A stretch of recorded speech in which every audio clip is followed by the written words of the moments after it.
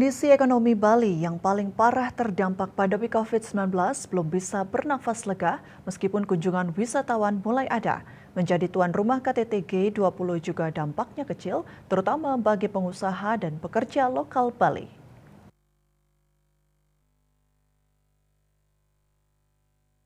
Keuntungan G20 hanya didapat oleh usaha-usaha yang ada di dalam jaringan pusat di Jakarta.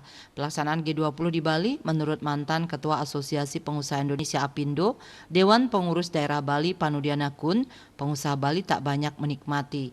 Ia mengatakan belum terlihat penurunan permintaan atau order ekspor. Ia optimis ekonomi positif meski suku bunga acuan di bank menjadi 4,75%. Kenaikan suku bunga ini tentu akan memberatkan bagi pengusaha, terutama yang memiliki hutang. Sementara banyak pengusaha Bali yang berhutang untuk kelangsungan usahanya. Sementara imbasnya pada karyawannya, banyak hotel yang mengurangi karyawan meski sekarang sudah mulai dipekerjakan kembali. Sedangkan pabrik non-pariwisata tak banyak yang mengurangi karena permintaan ekspor Bali kecil sehingga jumlah karyawannya pun kecil. Dalam keadaan ekonomi sulit saat ini diakui, ia hanya bisa mengandalkan sumber dayanya sendiri.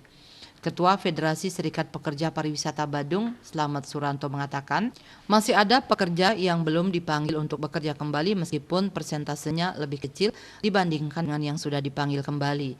Ia mengatakan saat ini ada pekerja di sektor pariwisata yang dipanggil secara bergilir untuk bekerja sehingga dibayar harian. Ia pun melihat ada praktek mempekerjakan pekerja secara harian dan dibayar harian.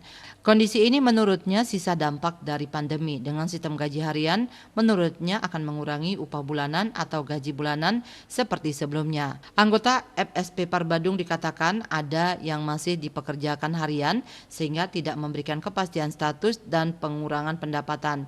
Namun ia menilai kondisi ini bagian dari upaya perusahaan melakukan penghematan. Sambil menunggu game changer dari perhelatan G20, apakah akan memberi dampak terhadap pariwisata Bali atau malah terseret ke jurang resesi global 2023. Citamaya, Bali Post melaporkan.